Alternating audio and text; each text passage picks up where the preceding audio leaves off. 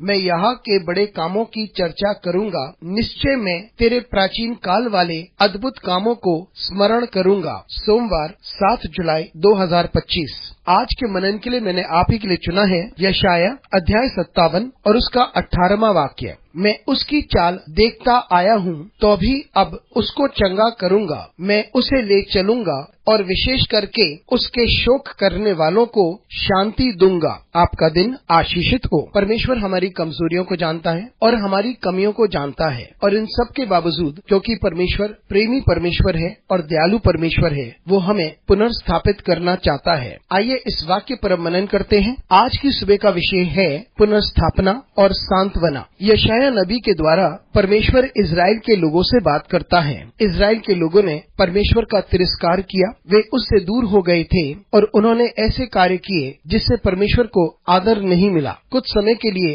परमेश्वर शांत बना रहा, लेकिन जब लोग कठिन समय से होकर गुजरने लगे, दर्द और पीड़ा से होकर गुजरने लगे, तो परमेश्वर जो दयालु है और प्रेमी परमेश्वर है, वे शांत नहीं रहा, लेकिन परमेश्वर चाहता था कि वह अपने लोगों को पुनर्स्थापित करे। परमेश्वर जानता था कि उसके लोगों ने क्या किया है और वे क्या कर रहे थे, उसे परमेश्वर देख रहा था। परमेश्वर जानता था कि उसके लोग वफादार नहीं थे, लेकिन परमेश्वर अपने लोगों से प्रेम करता है, इसलिए परमेश्वर अपने लोगों को पुनर्स्थापित करना चाहता है और उन्हें सांत्वना देना चाहता है। मित्रों, बहुत बार ऐसा होता है कि हमें लगता है कि हमारा तिरस्कार किया गया है और हमें कोई नहीं चाहता, लेकिन परमेश्वर जानता है कि हम क्या हैं। यदि हम वफादार भी नहीं हैं और यदि हम परमेश्वर से दूर भी हो जाएं और हमारे सारे पापों के बावजूद परमेश्वर हमसे इतना प्रेम करता है। वह दयालु है और सांत्वना देने वाला परमेश्वर है। वह चाहता है कि वह हमें चंगाई दे, वो हमें पुनर्स्थापित करना चाहता है और हमें सांत्वना देना चाहता है। जी हाँ,